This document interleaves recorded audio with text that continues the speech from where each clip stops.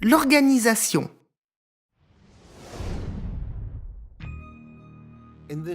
Dans ce module, tu apprendras comment organiser et planifier une plongée. Quelle procédure utiliser en fonction du site? Comment calculer ta consommation en profondeur, ton autonomie restante, ton taux de consommation surface et ton volume respiratoire par minute? Comment appliquer la règle des 10 minutes fond?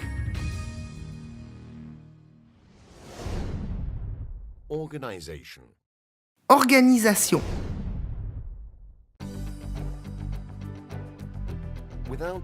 Sans une bonne organisation, de nombreuses actions complexes seraient irréalisables ou extrêmement risquées.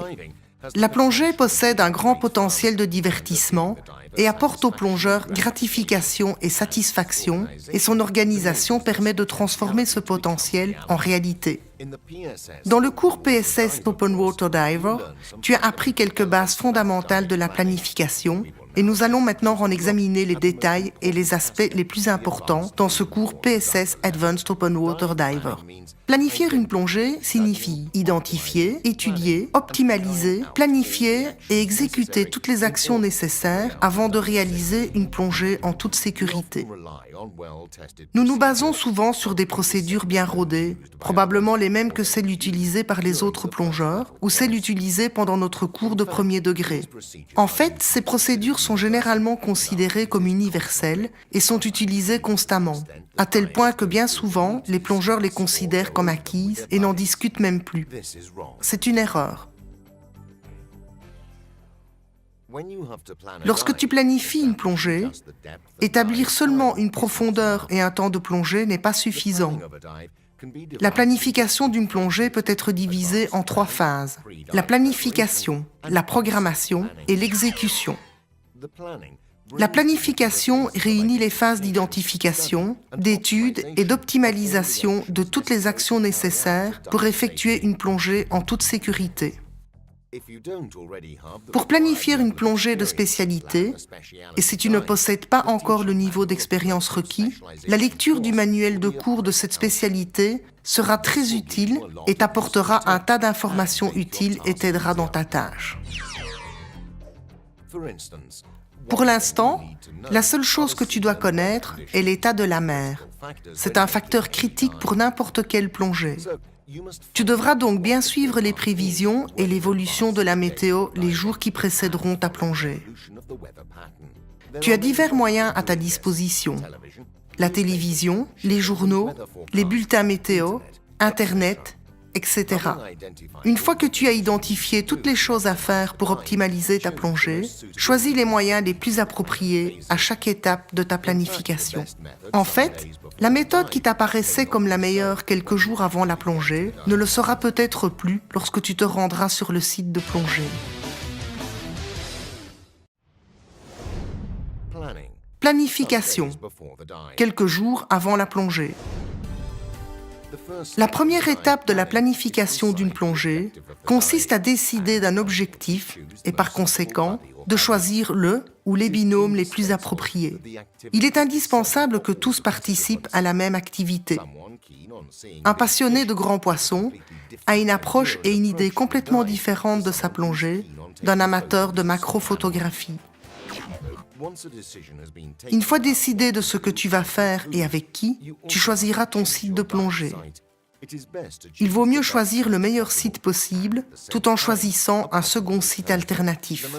La caractéristique la plus importante d'un site alternatif sera d'être accessible à la plongée lorsque les conditions météo rendent le site principal impraticable.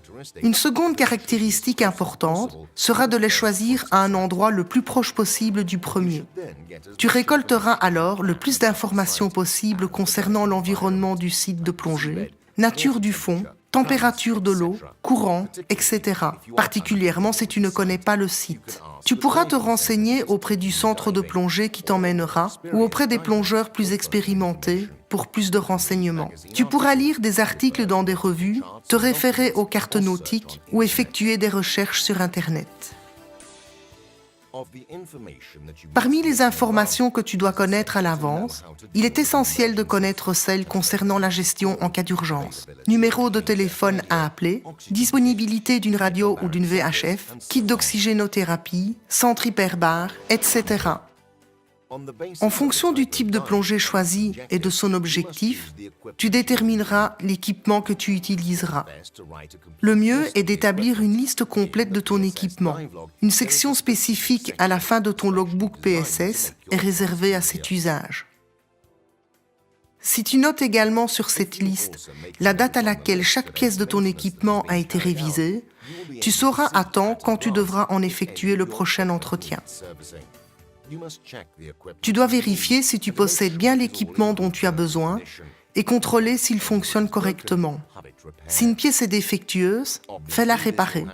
Il est bien évident que toutes ces réparations seront effectuées bien avant le jour de ta plongée. De cette manière, tu ne seras pas pris au dépourvu.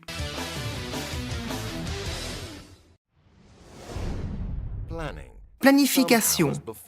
Quelques heures avant la plongée. Le jour avant la plongée, regroupe tout ton équipement au même endroit. Pointe chaque pièce sur la liste de ton équipement et assure-toi que tout y est. Et prépare ton sac de plongée. Range-y ton équipement dans l'ordre inverse dans lequel tu en auras besoin. Cela te permettra par la suite de le déballer dans le bon ordre et sans fatigue.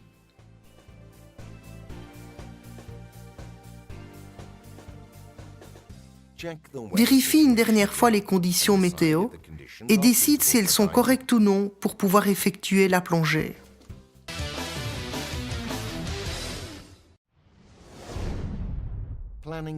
Planifier la plongée. Planifier une plongée signifie identifier et optimaliser les choses que tu dois faire, mais qui se rapportent spécifiquement à cette plongée. Par exemple, tu optimaliseras la route que tu comptes suivre, la mise à l'eau et bien déterminer ton point de sortie avant ton point d'entrée. La sortie devra être la plus facile possible, car les conditions, telles que les vagues ou le courant, pourront influencer ta route. Par exemple, si tu plonges sur un site soumis à un courant côtier, tu choisiras un point de sortie en aval du point de mise à l'eau.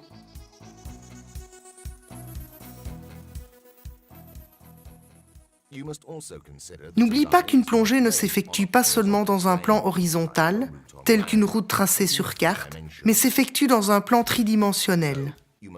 Tu devras y inclure la profondeur. Lorsque tu détermines un parcours, n'oublie pas d'y inclure les vitesses de remontée et de descente, ainsi que les paliers éventuels.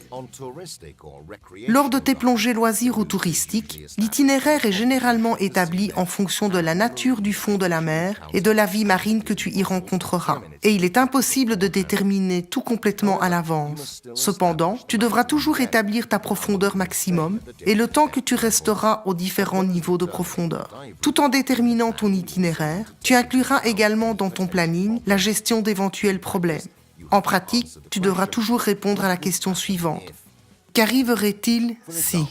Par exemple, tu pourras te demander ce qu'il arriverait si une pièce de ton équipement cessait de fonctionner correctement, ou bien que se passerait-il en cas de problème avec quelqu'un d'autre. Cette façon de penser nous a mené à faire certaines choses, comme positionner le couteau de plongée à un endroit où il sera facilement accessible, ou bien de posséder une redondance pour certaines pièces, ce qui ne signifie pas dédoubler tout son équipement. Emmener des pièces de rechange ne veut pas forcément dire dédoubler tout son équipement, sinon les plongeurs ressembleraient à des sapins de Noël. Un problème pourra généralement être résolu en emportant avec soi un équipement similaire, mais qui possède une fonction supplémentaire.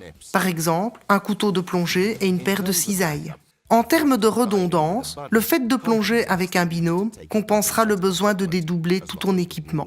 Ceci, bien entendu, à condition de respecter les règles de plongée en binôme. Tu devras également envisager l'éventualité d'être séparé de ton binôme ou de ton groupe. Tu devras établir des procédures claires et précises pour toute éventualité et les suivre scrupuleusement pendant toute la plongée. Rappelle-toi que 95% des incidents sont dus à une erreur du plongeur.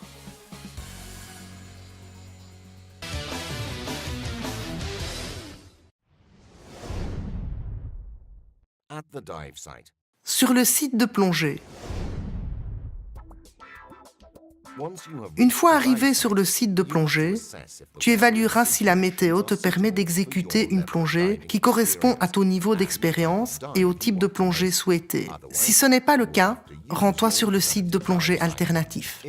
Si la plongée est possible, il est bon que tu vérifies que tu as tout bien emmené et assembles ensuite ton scaphandre avant d'enfiler ta combinaison de plongée. Juste avant de te mettre à l'eau, tu réexamineras certains aspects de ta planification. Entre autres, qui dirigera la plongée. L'élément le plus important dans ce cas est l'évaluation de la connaissance du site. Repasse en revue les limites de temps et de profondeur, la route, ainsi que les procédures d'urgence. Finalement, tu conviendras des signes de communication les plus importants. En fonction du type de plongée que tu vas effectuer, tu conviendras également des signes de communication particuliers.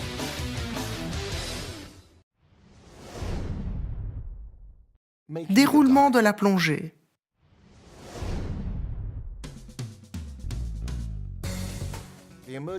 Les procédures d'urgence peuvent être divisées en deux groupes. Les procédures réactives et les procédures préventives. Les procédures préventives sont meilleures car elles empêchent une situation de devenir dangereuse. La difficulté majeure sous l'eau est de se rendre compte que quelque chose ne va pas. Quoi qu'il arrive, la première chose à faire est de respirer calmement en expirant profondément. De la sorte, tu t'oxygéneras beaucoup mieux. Ne te précipite pas, arrête et réfléchis pendant que tu respires lentement et profondément. Plonge prudemment. En plongée, les deux principaux ennemis sont l'insouciance et le déni du danger. Rappelle-toi de l'adage, il y a des vieux plongeurs, il y a des plongeurs casse-cou, mais il n'y a pas de vieux plongeurs casse-cou.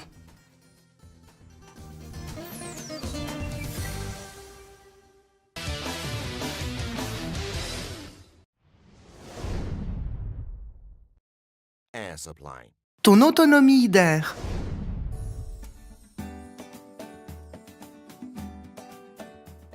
Ton corps produit de l'énergie tout comme un moteur, qui utilise comme carburant principal les sucres, aidé en cela par l'oxygène, un des gaz qui constitue l'air. Pour plonger, tu devras emporter sous l'eau cet oxygène sous forme de mélange, soit de l'air ou soit du nitrox. Et logiquement, tu devras t'assurer d'en avoir une réserve suffisante en cas d'urgence. Dans le cours Open Water Diver, une réserve de 50 bars était considérée comme suffisante. Mais à de plus grandes profondeurs, cette façon de voir les choses a ses limites et t'amènera à choisir une capacité de bouteille de plongée en fonction de ta consommation personnelle. Ceci t'amène à aborder un autre paramètre, l'autonomie. Une méthode qui permettra de déterminer ta réserve nécessaire est celle qui consiste à garder une quantité d'air dans ta bouteille qui permettra de rester 10 minutes à la profondeur maximale de ta plongée. Pour transformer les 10 minutes en bars, tu devras effectuer quelques calculs simples.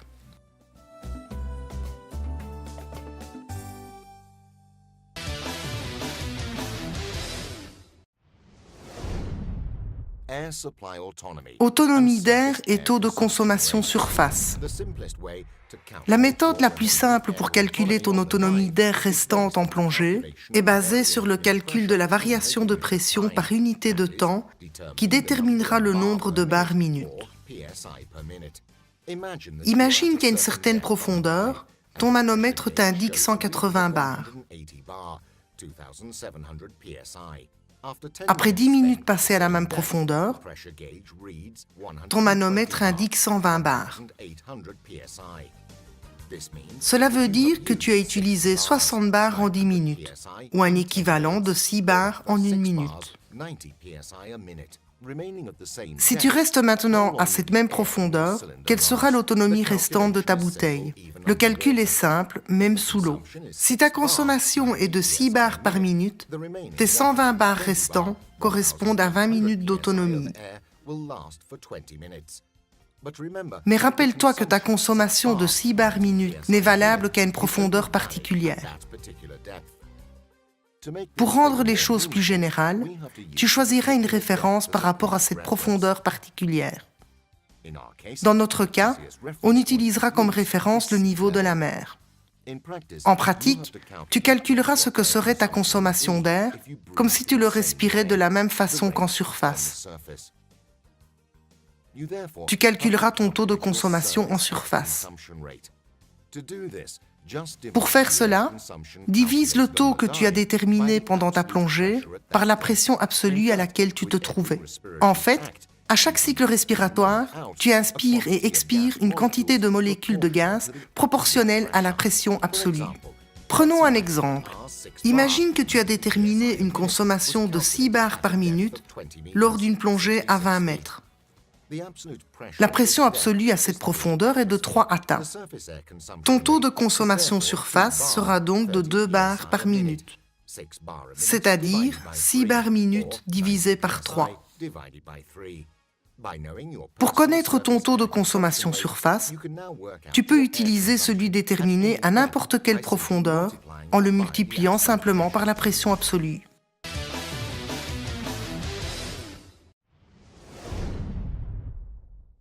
Volume respiratoire par minute, ou RVM. Le taux respiratoire par minute, ou RVM, représente le volume d'air que tu respires en une minute. Un plongeur avec un RVM de 28 litres par minute respire 28 litres d'air en une minute à la pression atmosphérique de la surface.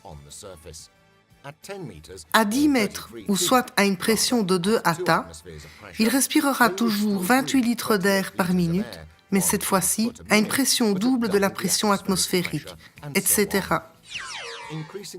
L'augmentation de la densité de l'air augmente également le nombre de molécules que nous respirons à chaque cycle respiratoire et par conséquent, la consommation en bars par minute augmente également. Il existe une relation directe entre le RVM, le taux de consommation surface et la capacité de la bouteille de plongée. Le volume de respiration par minute RVM est égal au taux de consommation surface multiplié par la capacité de la bouteille. Avec une bouteille de plongée de 15 litres et un taux de consommation surface de 2 bars par minute, le RVM du plongeur sera de 30 litres par minute. Or 1 cubic foot, as 30 psi are at double the atmospheric pressure, 15 psi. Comme tu l'as étudié lors de ton cours Open Water Diver, ton taux de consommation surface changera en fonction de la capacité de la bouteille de plongée utilisée. Cela vient du fait que seul ton RVM reste constant. Pour calculer un nouveau taux de consommation surface, lorsque tu changes la capacité de ta bouteille de plongée, tu peux utiliser la formule suivante. Le taux de consommation surface est égal au volume respiratoire par minute, divisé par la capacité de la bouteille. Si un plongeur avec un RVM de 30 litres par minute remplace sa bouteille de 15 litres par une bouteille de 10 litres, son taux de consommation surface passera de 2 à 3 bars par minute.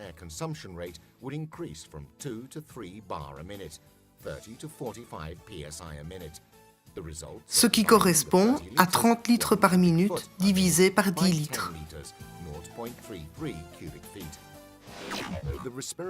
Attention, le volume respiratoire par minute, RVM, n'est pas toujours constant, mais varie en fonction de l'effort que tu fais. Par exemple, il pourra être de 28 litres par minute lorsque tu palmes lentement, pour chuter à 14 litres par minute lorsque tu t'arrêtes, ou pourra passer à 30 litres par minute et plus en cas d'activité physique intense. Calculer ta réserve d'air minimum est facile.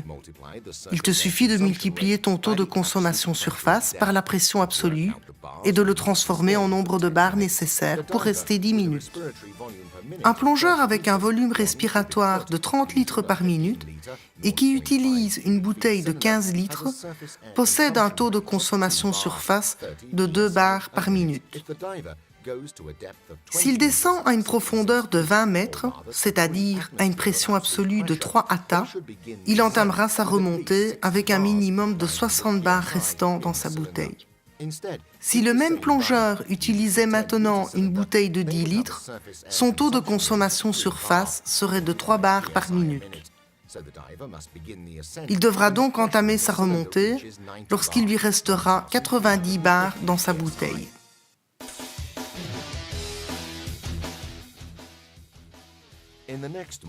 Dans les prochains modules, tu examineras les détails de chaque première plongée de spécialisation. Amuse-toi bien!